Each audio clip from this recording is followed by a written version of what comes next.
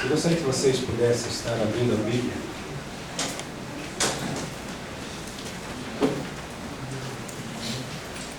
Segunda Samuel, capítulo 9. Hoje nós temos também o motivo de estarmos nos alegrando por poder comemorar o Dia dos Pais, essa pessoa tão importante na nossa vida, essa pessoa tão importante também no fazer em favor dos outros, mas acima de tudo, a nossa alegria maior é por Jesus Cristo estar no nosso meio.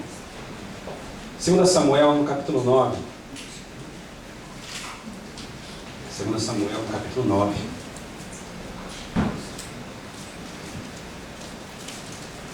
Gostaria de ler aqui, de uma certa forma, um pouco ligeira, para que vocês pudessem estar cientes daquilo que o texto nós estaremos usando, para estarmos falando um pouco a respeito daquilo que Deus tem colocado no meu coração. Diz assim, o título: A bondade de Davi para com o filho de Jonatas. E disse Davi: há ainda alguém que ficaste da casa de Saul, para que lhe faça bem por amor de Jonatas? E havia um servo na casa de Saul, cujo nome era Ziba. E o chamaram que viesse a Davi. E disse-lhe o rei: és tu Ziba? E ele disse: servo teu. E disse o rei: não há ainda algum da casa de Saul para que eu use com ele de beneficência de Deus? Então disse Ziba ao rei: ainda há um filho de Jonatas, aleijado de ambos os pés. E disse-lhe o rei: onde está? E ele disse Ziba ao rei: eis que está na casa de Maquir, filho de Amiel, em Lodebar. Então mandou o rei Davi e o tomou da casa de Maquir, filho de Amiel, de Lodebar. E vindo Mefibosete, o filho de Jonatas, filho de Saul, a Davi, se prostrou com o rosto por terra e se inclinou. E disse Davi: Mefibosete. E ele disse: eis-me aqui, teu servo. E disse-lhe Davi: não temas, porque de certo usarei contigo de beneficência por amor de Jonatas, teu pai, e te restituirei todas as terras de Saul, teu pai, e tu de contínuo comerás pão à minha mesa. Então se inclinou e disse: quem é teu servo para tu teres olhado para um cão morto como eu? Então chamou Davi a Ziba, moço de Saul, e disse-lhe: tudo que pertencia a Saul e de toda a sua casa tenho dado ao filho de teu senhor. Trabalhar-lhe-ás, pois a terra, tu e teus filhos e teus servos, e recolherás os frutos, para que o filho de teu senhor tenha pão que coma. E Mefibosete, filho do teu senhor, de contínuo comerá pão à minha mesa. E tinha Ziba 15 filhos e 20 servos. E disse Ziba ao rei: conforme tudo quanto meu senhor o rei manda a seu servo, assim fará o teu servo. Porém, Mefibosete comerás à minha mesa como um dos filhos do rei. E tinha Mefibosete um filho pequeno, cujo nome era Mica. E todos quanto moravam em casa de Ziba eram servos de Mefibosete. Morava, pois, Mefibosete em Jerusalém, porquanto de contínuo comia à mesa do rei, e era coxo de ambos os pés. Amém. Pode se assentar. Até aí. Eu gostaria de falar algo com vocês hoje, tendo como tema encontrado pela graça. É importante nós analisarmos o que significa graça. Graça significa favor imerecido. Graça significa um presente que é dado a quem não merece. Graça é justamente essa que Deus usou para com a humanidade. E é importante que nós entendamos uma coisa: não somos nós que a encontramos. Algumas pessoas têm a expressão dizendo: eu aceitei a Deus, eu busquei a Deus. E sempre colocando de uma forma assim, muitas vezes, sincera, inocente, essa expressão, dizendo, né, que partiu dele. Agora a verdade é que a Bíblia nos fala que antes que nós pudéssemos o escolher, Ele já tinha nos escolhido. Então significando que essa graça, ela veio de encontro à humanidade. Por isso que João 3,16, né, diz assim, porque Deus amou o mundo, a humanidade de tal maneira, aonde não é possível explicar esse amor. E a forma que Ele demonstrou esse amor foi mandando o seu melhor, o seu filho, único filho, unigênito. O único que foi gerado por Deus, no sentido de ser, de estar em Deus, de estar no Pai. Nós somos filhos de Deus, no sentido de sermos enxertados, de sermos, de uma certa forma, através de Cristo, somos considerados filhos de Deus. E é interessante nós entendemos que o maior desejado é Deus em relação à cura do homem, em relação à libertação do homem, em relação a fazer deste homem uma pessoa viva espiritualmente falando, vivendo cada dia tendo a certeza da eternidade. Tudo isso nos é apresentado através de Jesus Cristo. Tudo isso nós encontramos em Jesus Cristo.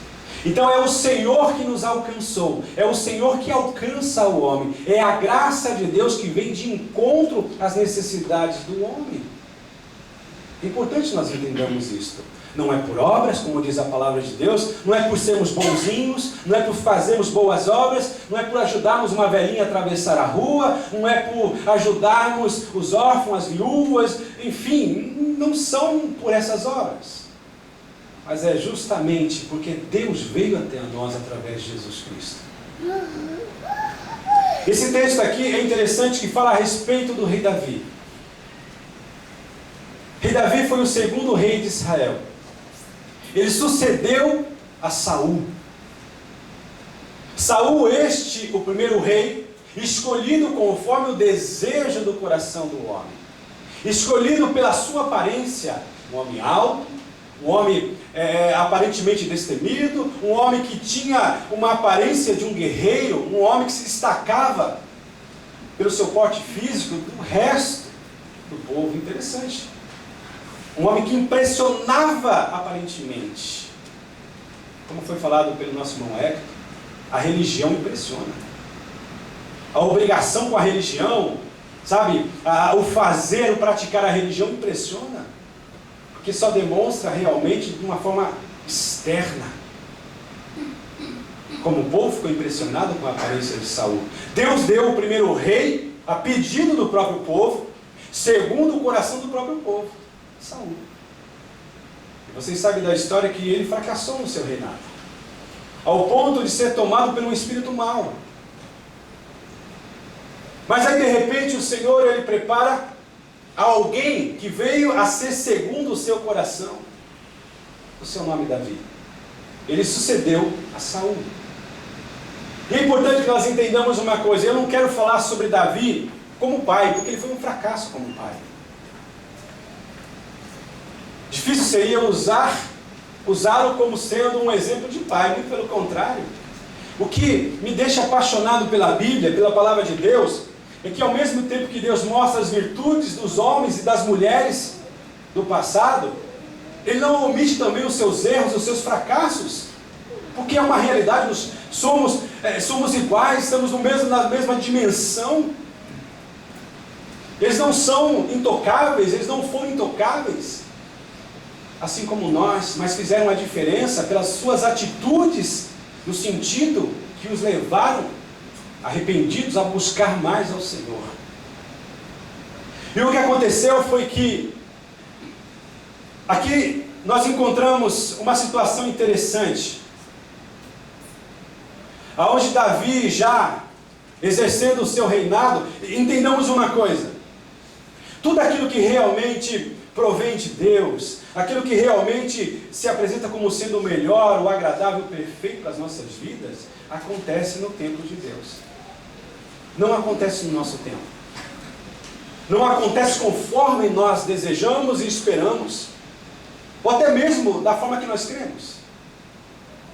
Porque isso é para nos ensinar que a soberania de Deus tem que prevalecer. O que é? Ele está no comando de todas as coisas.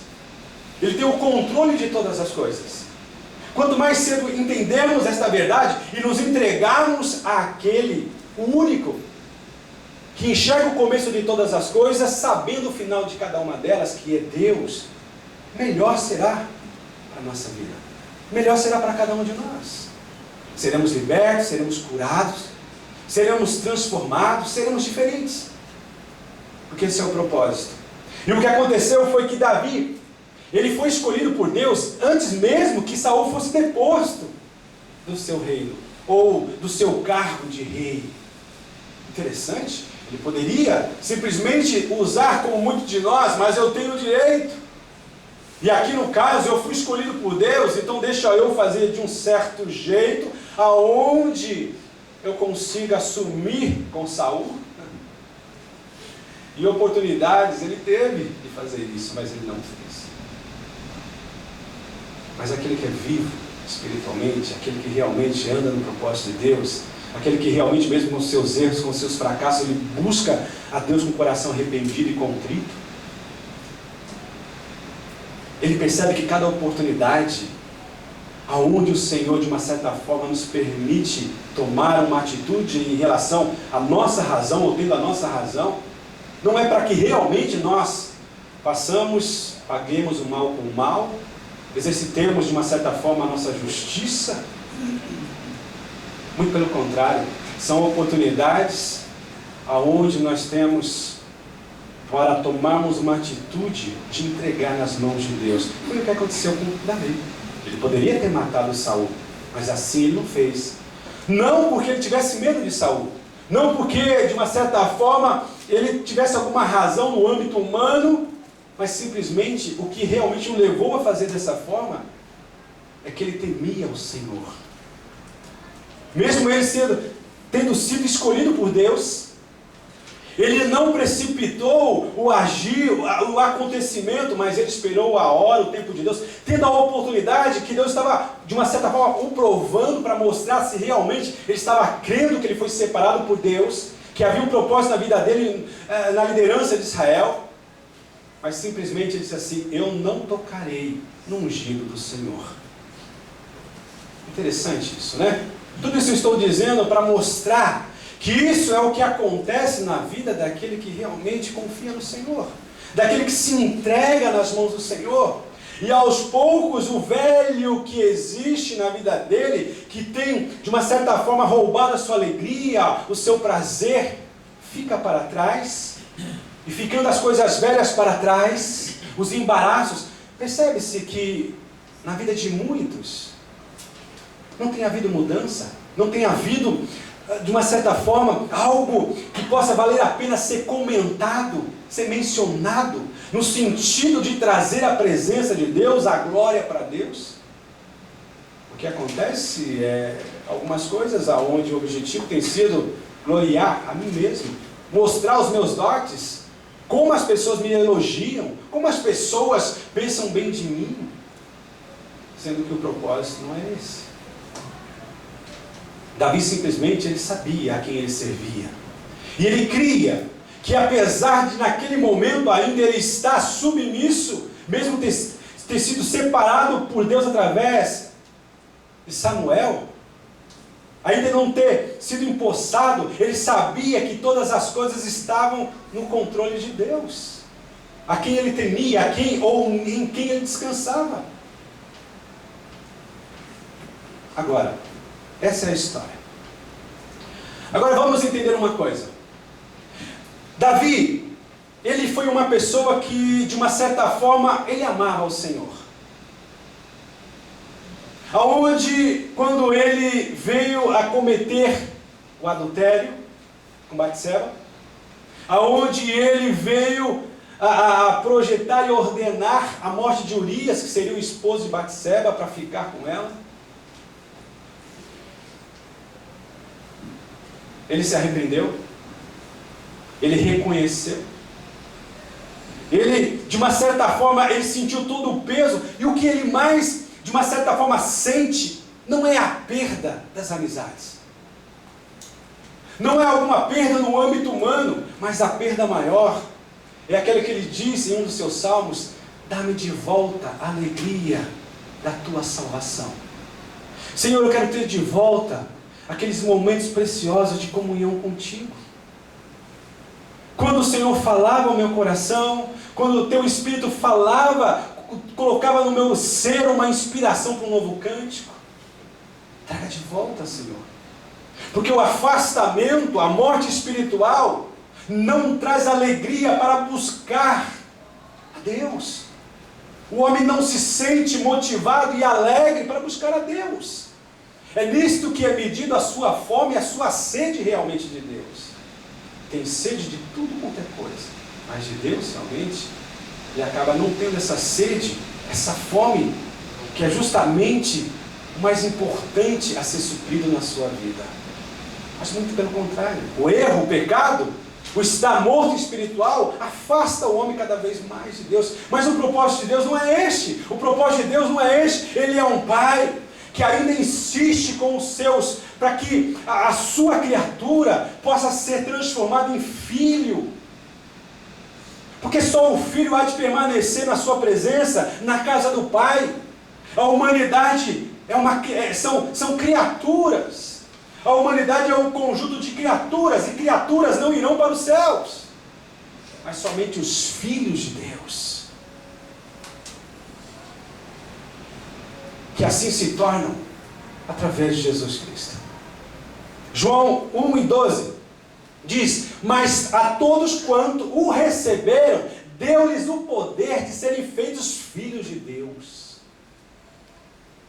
Receberem a quem? A Jesus. Versículo 11, o anterior, diz que ele veio para os seus. Jesus nasceu em Israel. Primeiramente, ele veio com o objetivo de alcançar a nação de Israel, mas a nação de Israel o rejeitou. Aleluia. Mas a todos quanto? Que não são fisicamente israelitas, receberam ao Senhor, receberam a Jesus como Messias, como Senhor, como Salvador, se tornou filho de Deus. E como filho de Deus, ele passa a ter a herança junto com Cristo, co-herdeiro com Cristo. Agora é interessante nós analisarmos agora esse texto aqui. Não vamos olhar Davi como pai, mas vamos olhar a atitude de Davi, de uma certa forma, onde ele demonstrou graça. E é interessante que Davi, ele tinha uma promessa a ser cumprida. E essa promessa era para com Saul, ou para com Jonatã. Quem era Jonatã? Jonatã era um dos filhos do rei Saul. Interessante, porque a lógica na situação na época era justamente o que sobrou do rei que foi deposto, do rei que não exercia mais a sua liderança, era que o que entrasse viria a exterminar toda a casa do antecessor, ou daquele que antecedeu, para que não houvesse um ajuntamento, e esses que foram depostos junto com a família do rei, pudessem vir e querer tomar novamente o reinado. Então, o hábito era justamente exterminar todos os da casa daquele que foi deposto, daquele que saiu, para que não houvesse essa oportunidade de rebelião contra o rei atual. E nós vemos aqui, Davi não fez assim, muito pelo contrário. Ele simplesmente desejou abençoar o herdeiro do seu antecessor, Saul. Não por Saul, mas por Jonatas. Nos fala que ele criou um laço com Jonatas, aonde foi estabelecida uma amizade verdadeira e sincera, não homossexual, como alguns usam para afirmar que Deus apoia o homossexualismo. Muito pelo contrário. Uma amizade sadia, uma amizade verdadeira, uma amizade sincera, aonde se tornaram um só coração em Cristo, em Deus, no mesmo propósito, no mesmo Deus que eles buscavam. E Davi tinha prometido a Jonatas, porque Jonatas sabia que Davi seria o próximo sucessor. No caso aqui, Jonatas seria o próximo rei, porque ele era o descendente direto de Saul. Muito pelo contrário, ele não deu liberdade para que fosse criado inimizades com com Davi, sabendo que Davi seria o próximo rei. Interessante isso, né? O que aconteceu foi que Davi, a Bíblia nos fala que ele estava já no seu reinado, estava ali exercendo, e de repente, uma lembrança muito forte veio, aonde ele se lembrou de aonde Jonatas com ele tinha havido um compromisso, aonde Jonatas pediu: olha, quando você for rei, porque você vai ser rei, haja de misericórdia com a minha casa. E Davi disse assim: assim como você pediste, assim farei. Interessante, quando o nosso coração está nas mãos de Deus, nós não esquecemos daquilo que realmente nós prometemos. Quando o nosso coração está realmente à disposição do Senhor, Ele tem a liberdade de nos fazer lembrar, dentro de um objetivo, de nós abençoarmos as pessoas. E o que aconteceu foi que ele foi lembrado pelo Espírito de Deus. E ele ouve que existe ali alguém que trabalhou para a casa de Saul. Seu nome é Ziba. E ele pergunta, manda trazer Ziba. Escuta, você pode me informar, existe ainda algum remanescente da casa do Deus Senhor? E Ziba disse assim: existe sim, meu senhor, meu rei, existe. O seu nome é Mefibosete. Ele é filho de Jonatã, mas ele é aleijado de ambos os pés. Por que ele estava aleijado? Porque quando a sua criada, serva, a sua ama, soube da morte de Saul e da morte de Jonatas ao mesmo tempo, ela simplesmente, sabendo dessa tradição, desse costume da casa do antecessor ser liquidada, ela simplesmente, com medo, pegou essa criança e tentou escondê-lo. E quando ela tentou esconder, ela levava com ela no colo e ela tropeçou e essa criança caiu. E na queda, uma parte do seu corpo foi afetado, aonde ele veio a ficar aleijado de ambos os pés. Dificuldade pouco é bobagem? Ainda ele morava em Lodebar. Para você ter uma ideia, Lodebar significa uma terra seca, uma terra árida. Ele estava aleijado de ambos os pés, vivia escondido, e aonde ele vivia, a terra era seca, não produzia. A terra era árida. Interessante, irmãos. Nós precisamos entender, por mais que o homem aparentemente seja perfeito, por mais que o homem seja aparentemente bem apresentável, se realmente ele não temer a Deus, se realmente ele não buscar a Deus, se realmente ele não se interessar em buscar ao Senhor de todo o coração, a sua condição espiritual é morar em Lodebar, é morar numa terra seca, é morar numa terra que não produz, é morar numa terra que realmente não germina, porque essa é a realidade. Uma pessoa, apesar de ter abraçado o mundo, de ter conquistado o mundo, apesar de viver de uma forma religiosa, cumprindo todos os dogmas da igreja, espiritualmente falando, o que ele possa fazer não vai germinar, não vai produzir, não vai crescer, não vai ter alegria verdadeira, não vai ter a paz verdadeira, não vai ter sentido a sua vida no sentido de eternidade. Vamos recapitular o que o nosso irmão Hector falou a respeito do jovem rico. Cumpria todos os mandamentos, mas ele sabia que o propósito era o reino dos céus. Porque no fundo todos nós sabemos que existe uma eternidade. Por mais que muitos não conseguem compreender, no fundo ele quer viver para sempre.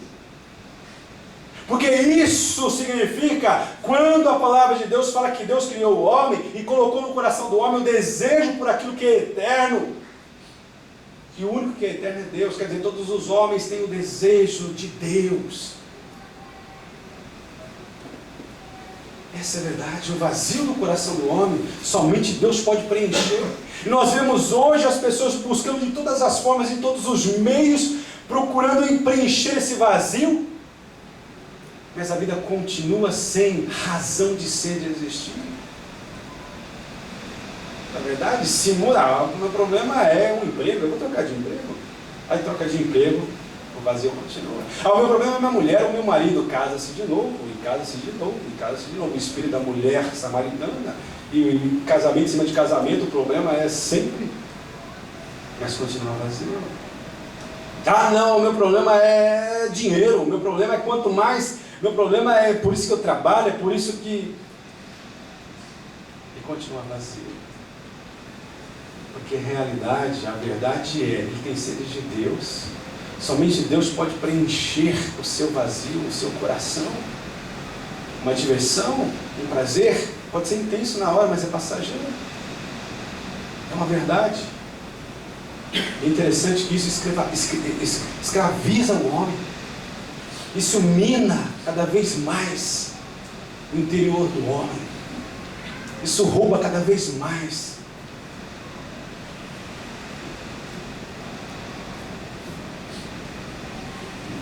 Agora Deus, ele veio de encontro para mudar essa história.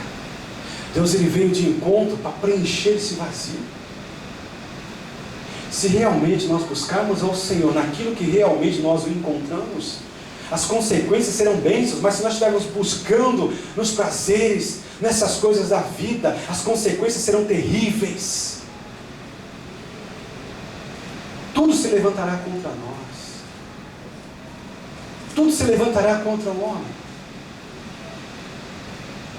De uma certa forma, onde o inimigo das nossas almas está muito próximo de conseguir o seu intento. Roubar tem roubado. Roubado a alegria da convivência familiar, alegria nas amizades, alegria, enfim. Em outras áreas também, ele tem roubado, ele tem destruído esperanças. E o pior, o propósito é de matar. Na vida de muitos ele tem conseguido matar. O pessoal ouve o que Deus está falando, mas não percebe que é Deus. A pessoa não percebe que Deus está insistindo com ele, ou insistindo com ela. E Davi simplesmente ele demonstra algo tremendo, a graça de Deus. Ele se interessa, ele se informa, ele fica sabendo que existe Mefibosete. Então nós entendemos uma coisa: é a graça de Deus que vai de encontro ao homem. É a graça de Deus que veio de encontro a cada um de nós. É a graça de Deus que se apresenta diante de nós neste momento, trazendo o perdão de Deus, trazendo a restauração, trazendo realmente a esperança, trazendo aquilo que realmente nós precisamos. É importante nós entendermos isso. Ele quer que nós paremos de buscar em coisas triviais. Algumas dessas não são pecados, mas nos roubam um tempo precioso. Estamos buscando ao Senhor, de valorizarmos aonde realmente Deus manifesta a sua presença, de buscarmos a comunhão com Deus. E Davi simplesmente ele se informa e ele fica sabendo que existe Mefibosete. E ele é lembrado por Deus a respeito da promessa que ele fizera, de ser benigno, de ser bondoso, de ser compassivo com a casa de Saul. E ele manda buscar Mefibosete. E é interessante que ele manda buscar, e quando Mefibosete se apresenta diante dele, Davi simplesmente não o julgou, Davi simplesmente disse: você é aleijado, você olha defeituoso, você olha... Davi não disse assim, mas simplesmente Davi estendeu as suas mãos e disse assim: olha, os seus da sua casa, Ziba, ele vai trabalhar com os seus filhos para cuidar dos seus, mas você vai comer na minha própria mesa. Interessante. O passado não foi trazido.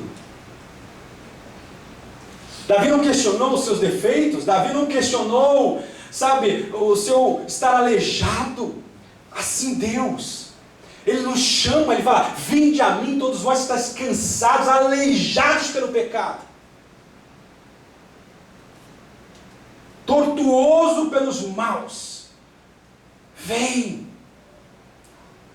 Assim Deus ele continua dizendo, não importa o seu passado, não importa o que você tenha feito até hoje, se você entender o meu amor, ou melhor, se você se abrir para o meu amor, se você permitir que eu te alcance, isso tudo não será levado em consideração o que você tenha feito até agora, mas sim o que haverá de ser feito a partir de agora e futuramente. Liberdade haverá a cada dia. Transformação eu estarei fazendo a cada momento. E Davi disse assim, olha, você não mais simplesmente estará escondido, você não mais estará numa terra árida, onde não se produz, onde não cresce nada, onde não há vida, não existe esperança, mas agora você vai estar sentado à minha própria mesa, você vai comer comigo junto com os meus filhos. Você vai ser colocado na minha mesa. Que coisa maravilhosa, essa é a graça de Deus. O inimigo pode estar te acusando, dizendo não há esperança para você, você tem agido errado, você tem sido, sabe, de uma certa forma torto, você tem realmente andado desnorteado por estar deformado. Mas eu quero mudar a tua história, eu quero te fazer livre desses apegos, eu quero te fazer curado desses seus males, eu quero que você realmente viva com uma perspectiva de eternidade, que você realmente coloque a tua fé naquilo que vai durar mais do que a sua vida terrena. Louvado seja o nome do Senhor Jesus. Não há pecado, não há culpa que Deus não perdoe, se houver arrependimento, se houver um desejo de mudar o rumo, de mudar a direção. Deus ele nos fala desse jeito, eu quero mudar a sua vida, não se apegue à religião. Religião foi algo criado pelo homem para justificar a sua distância de Deus.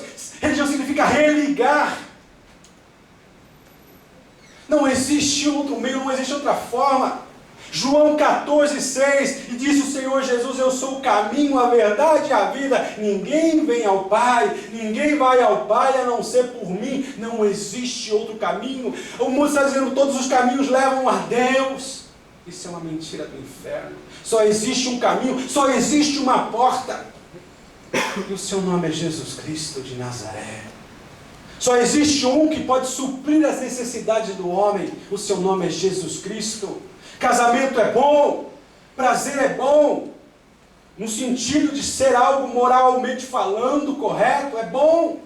Deus ele quer que nós nos alegremos, que nós nos divirtamos, ele quer assim. Mas ele quer acima de tudo, que o nosso prazer maior, que a nossa alegria maior esteja nele. Mesmo quando nós desligamos o nosso computador, desligamos a nossa televisão, desligamos o nosso iPhone, nós não queremos saber de mais nada, somente de Deus. Nós somos libertos desse apego, dessas coisas. Onde Deus tem a prioridade de falar conosco a hora que Ele desejar. Ter a nossa atenção, de nos desligarmos de tudo aquilo que parece ser tão importante, simplesmente para darmos ouvido àquilo que Ele tem para nos falar.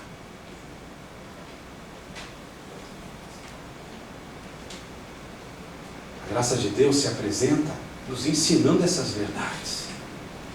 Nós nunca poderemos projetar e viver um plano perfeito, porque nós não somos. Nós não somos perfeitos. Para que pedimos um novo caminho ao Senhor, se Ele já traçou o caminho?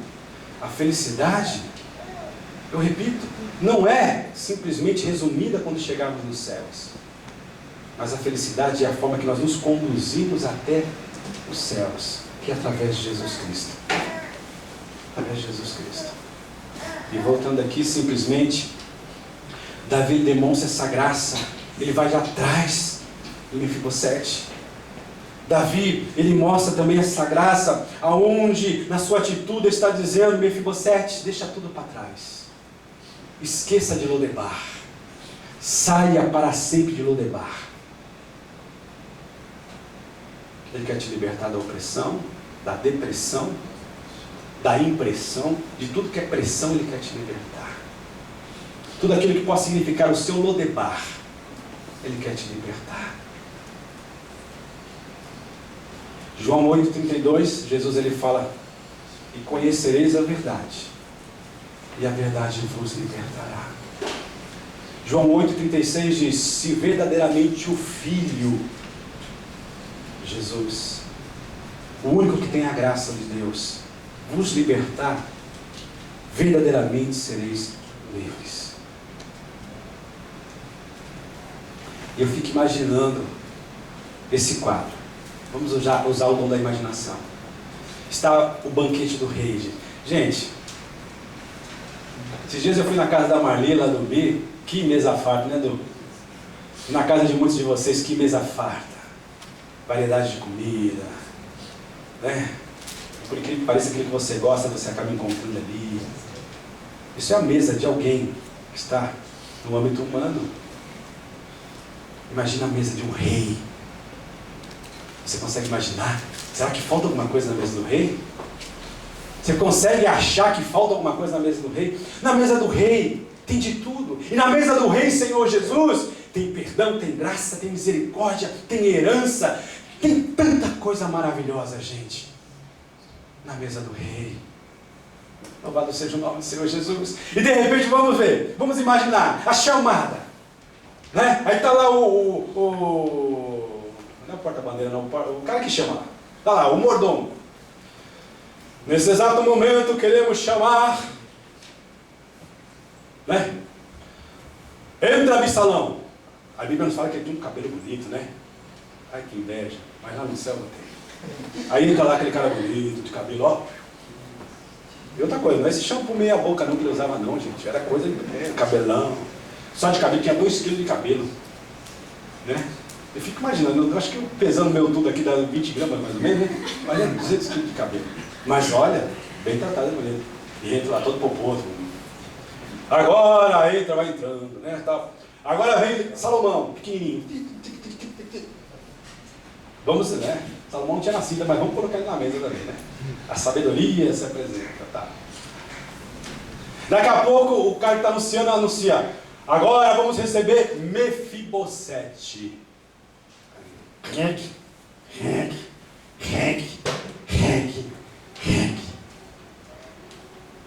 O que me chama a atenção nessa história, nesse quadro que eu estou criando com vocês aqui, que é bem provável que tenha acontecido, é que ele tinha o mesmo direito de sentar àquela mesa que tinha os filhos do rei Davi. É somente a graça de Deus que pode fazer isso, gente. É somente o amor de Deus, somente o perdão de Deus, somente realmente Deus em Cristo Jesus é que pode fazer este milagre. Nos tirar da onde nós estávamos, espiritualmente falando, Lodebar. E nos trazer agora perdoado, restaurado, abençoado e tendo uma cadeira cativa na mesa do rei. A questão de sentar ali depende de cada um de vocês, de cada um de nós, de cada um do homem. Para sentarmos ali, nós temos que receber essa graça e dizer muito obrigado porque ela me alcançou. Como também foi falado lá em Gálatas 2:20, já estou crucificado com Cristo. A minha vida está na cruz. Não existe mais eu querer os meus direitos agora, eu sou um cidadão da terra, não. Agora eu sou cidadão dos céus. Estou crucificado com Cristo. A vida que eu vivo na carne, no dia a dia, no mundo secular, eu vivo na fé, pela fé, no Filho de Deus. Porque foi Ele que me amou primeiro e se entregou por mim. Que coisa maravilhosa. Fiquemos de pé. O Senhor veio de encontro à nossa situação. O Senhor veio de encontro à nossa vida, dentro de um propósito de libertação, de cura, de transformação. Será que vale a pena insistir em ficar em Lodebar? Será que nós podemos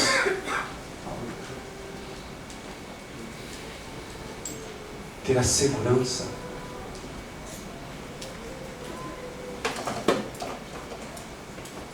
que nós seremos felizes em Lodebar, vivendo do jeito que nós estamos vivendo? Eu espero que vocês não estejam vivendo Lodebar. Lodebar é arrogância, Lodebar é orgulho, Lodebar é impedimento, Lodebar é muro construído, Lodebar é não querer abandonar a velha vida. Lodebar é murmurar o tempo todo, é reclamar de todos e de todo mundo. Lodebar é não se ver com defeitos e com falhas. Lodebar é longe do lugar onde Deus quer que nós estejamos. Lodebar é pressa de sair da presença de Deus. Lodebar é estar mais preocupado com o nosso mundo, com a nossa tenda. Agora a graça de Deus se apresenta fazendo esse convite. Eu quero te tirar do seu mundo. Eu quero te tirar da sua tenda. Abraão só pôde ter um pouquinho da ideia daquilo que Deus tinha para ele quando ele saiu da tenda. O estar na tenda significa: estou conformado com o meu Lodebar, estou conformado com o meu limite, estou conformado. Não há esperança. Pode ter o mundo todo dentro da tenda, mas o que Deus tem está além daquilo que cabe em uma tenda. Mas que ela seja grande para caber o mundo. O Senhor disse: Abraão, saia da tua tenda e olha para os céus. O que você enxerga, Abraão? Abraão olhou e viu inúmeras estrelas, incontáveis.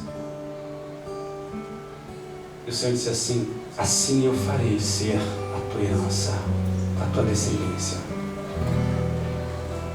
O marido que tinha uma esposa estéril, que não podia produzir, não podia gerar, o seu ventre era Lodebar, seco.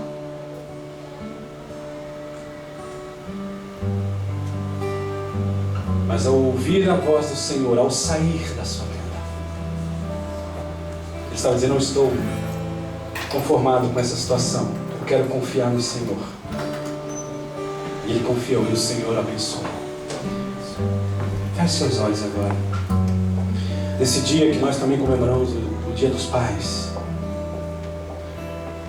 o Pai dos Pais se apresenta, o Pai eterno, o Pai todo-poderoso, o Pai único que pode perdoar, porque Ele esquece, é o único que sabe perdoar. Nós não sabemos perdoar, estamos sempre lembrando aquilo que nós prometemos que nós não vamos falar mais, cobrar mais, mas o Senhor não. O melhor Pai é o Pai dos céus, o Pai das luzes, que não há mudança, não há variação. Eu quero perguntar a você que ainda não saiu de Lodebar, você que ainda não conhece a Jesus, você que ainda não tem a Jesus como sendo a razão do teu viver, do teu ser, que gostaria de sair daqui tendo essa certeza, levante as suas mãos, fala: eu quero. Aleluia, Deus abençoe. Você que não tem certeza, você pode ser uma crente batizado, você pode ser, mas se de repente um infarto te visitar nesta noite, você não saberá para onde ir. Quando eu falei aqui, até mencionei, minha esposa estava orando. Nós não viemos para falar de morte. Nós viemos para falar de vida. Vida essa apresentada através de Jesus Cristo. A graça. Tem mais alguém que gostaria de dizer: eu quero viver essa certeza. Eu quero ter a Jesus como sendo realmente a razão do meu existir, do meu viver.